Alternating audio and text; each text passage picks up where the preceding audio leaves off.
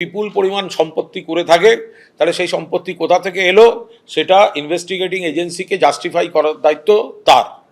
ফলে যে বিষয়টার সঙ্গে দলের কোনো সম্পর্ক নেই, আমি এখানে কোনো মন্তব্য করব না, আমি কাউকে কোনো ডিফেন্ড করব না, কোনো কেসের মেরিট সম্পর্কে আমি কোনো মন্তব্য করব না। কারণ দেবরাজ চক্রবর্তী বা তাদের কোথায় কি সম্পত্তি আছে আমি নিজেও জানি না, সেটা বৈধ না অবৈধ আমি জানি না। আমি কেন খামোখাই নিয়ে মন্তব্য করব? আমি শুধু একটাই কথা, টাইমিংটা ছিল দলে, সেটা হচ্ছে ওই ফেসবুক বা ওই একটা এইসব করে যে আমাদের নেত্রী মমতা বন্দ্যোপাধ্যায়। কিন্তু যদি পাড়ায় পাড়ায় আমরা যদি দেখি এইভাবে তৈরি হয়েছে যে মানে বস দাদা, হ্যাঁ, এই ধরনের সমস্ত, তারপর সব মিউজিক চালিয়ে স্লো মোশনে হাঁটতে হাঁটতে, তো এইগুলো করতে গিয়ে জিনিসটাকে পুরোদস্তুর একটা অদ্ভুত শ্রেণী তৈরি হয়েছিল, একটা এলিয়েন গোছের শ্রেণী তৈরি হয়েছিল, অদ্ভুত, অন্য গ্রহ থেকে আসা, যাদের সঙ্গে যেন মাটির কোনো সম্পর্ক নেই।